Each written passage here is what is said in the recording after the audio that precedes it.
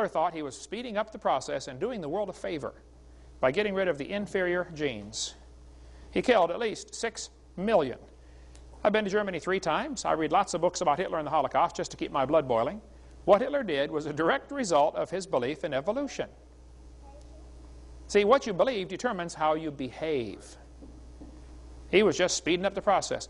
Hitler held his rallies at Nuremberg. I stood on the spot where Hitler spoke all of his rallies there in Nuremberg, on that granite mined out of Flossburg camp, where I just had been a few hours earlier, where all the Jews died trying to mine granite for Hitler's platform to stand on.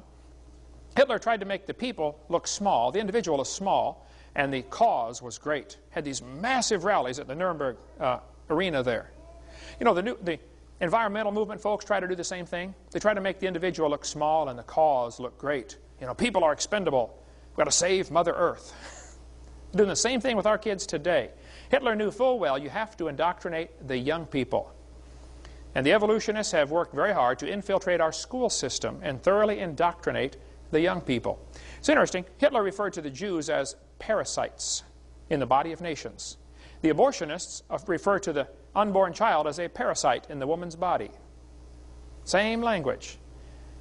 Hitler, one of his justifications for believing in evolution was the gill slits. We talk about that on video 4, the idea that the embryo has gills, made up by the German professor Ernst Haeckel.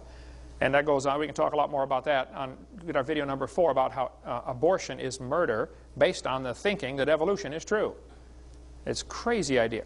Hitler said, this new state, Germany, will give its youth to no one. We're going to raise the youth the way we want them to be raised. There was a man in Skokie, Illinois, that shot and killed a doctor. When they asked him, why did you kill this doctor? He said, because he's making blue-tinted contact lenses for people and he's diluting the Aryan beauty. Folks, the Aryan supremacy idea is not dead. There are still white supremacists all over the country. And I know I'm in the South. Well, get over it, okay? Nobody's better because of the color of their skin. Hitler tried to hide behind the idea that Christianity justified what he was doing. This excellent book by Marvin Lutzer at Moody Bible Press on Hitler's cross, about how he tried to make people think it's okay because God had told him to kill all these people. Hitler, one of his propaganda pictures showed him walking out of a church with a cross over his head. He was a liar. Did you know they had Nazi baptisms? Hitler secretly, though, hated Christianity. He said, I regard Christianity as the most fatal, seductive lie that ever existed, because Christianity teaches all nations are of one blood. You're not better than anybody because of the color of your skin. That's what Christianity teaches. But they had Nazi baptisms, Nazi altars. Just unreal what Hitler did, trying to hide behind the guise of Christianity. Now, the Japanese also thought that they were a superior race. The Japanese textbooks taught their kids for 30 or 40 years. When Darwin's book came out in 1859, when it was translated to Japanese several years later, the Japanese bought it up like crazy and said, wow, this is a perfect theory. They sucked it right in because it goes right along with the religions they already had there in Japan. And they said, wow, one race is superior. I bet it's the Japanese. They had special studies where they studied people, and they said the Japanese don't have as much hair on their body, which proves they've ascended further from the apes. And they said they have a milder body odor, and they were the superior race that deserved to rule the world. People say, when I say I think evolution is largely responsible for World War II, they look at me like I'm nuts. But folks, that's exactly the case. Evolution is also the foundation philosophy for the New World Order. We cover lots on this on our college class, CSE 103, where my 17-hour seminar is stretched out to 60 hours, where we chased every rabbit and kicked every dog that walked by. That's a whole lot of stuff on our college course there. The United Nations has plans for a one-world government. The United Nations wants to establish a UN military force that can intervene in internal events in any country. They want to eliminate the veto power of the United States. They want to give the UN jurisdiction over the Earth Commons. That means the United Nations decides who owns, you know, the rivers and everything in Earth. This is from a speech given by the Secretary General in September of 2000. They've already divided up the world into 10 regions. You know, for years I was taught the old Roman Empire is going to be revived in the last days, and we're going to have the 10, you know, the vision in the book of Daniel. 10 kings are going to get together and give their power to one king. And then I think we've been maybe missing something here, brother. Maybe it's not 10 countries in Europe going to unite. Maybe it's 10 regions of the world. Maybe this last vision of Daniel was the whole world uniting. They are making plans for a new world order. there are some extremely wealthy, powerful people making plans to rule the world, like Pinky and the Brain. They're out there trying to take over the planet. And God's up in heaven laughing about it.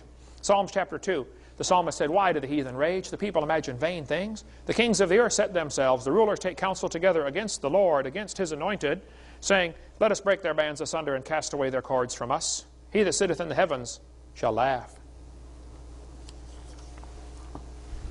God sees all their plans for a one-world government, and he's laughing about it.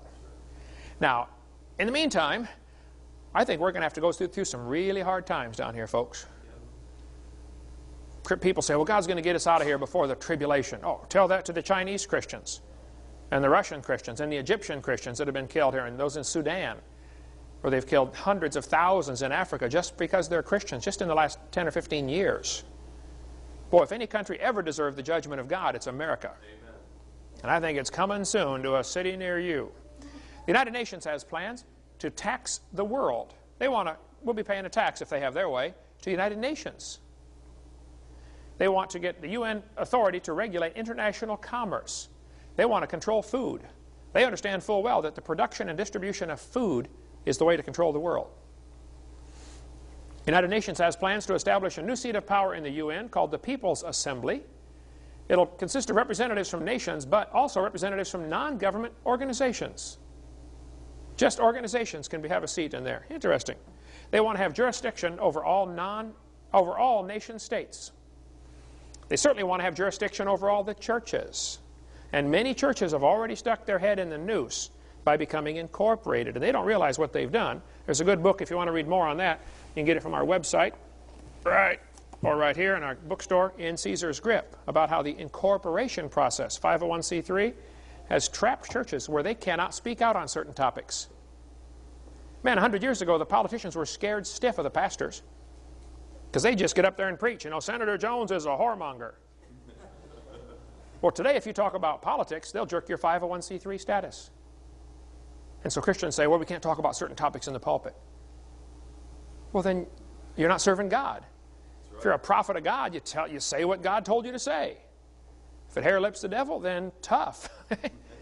It goes back to the two basic philosophies of government. You know, evolution based on man's opinion and creation based on laws come from the Creator. He gives us rights to have churches. He gives us rights to speak the truth.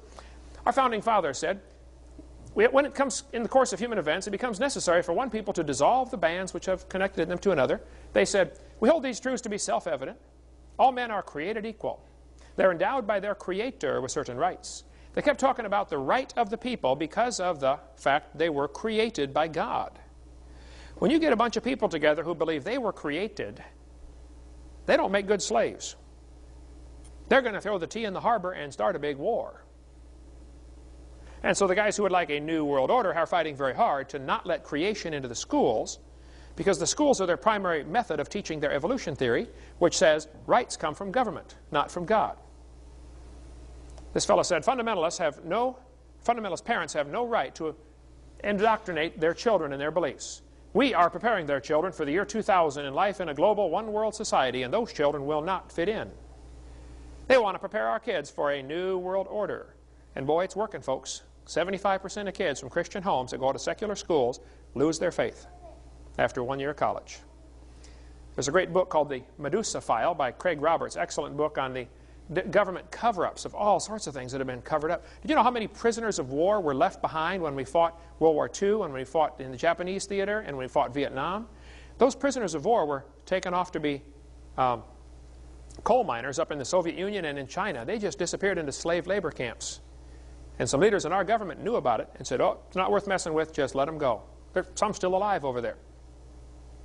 Read this book, The Medusa File, if you want to get more on that. If you want to understand the conspiracy that's right now Satan is using to control the world, there are so many good books you can read about this. I've got several on the table here. There are different groups with their smoke-filled rooms trying to control the world. There's a meeting, there's a committee of 300 Jewish financiers, all masters of lodges, who rule the world according to Protocols of Zion. Now, I get criticized for recommending the Protocols of Zion. I understand the book was written so that if it was found, it would be blamed on the Jews.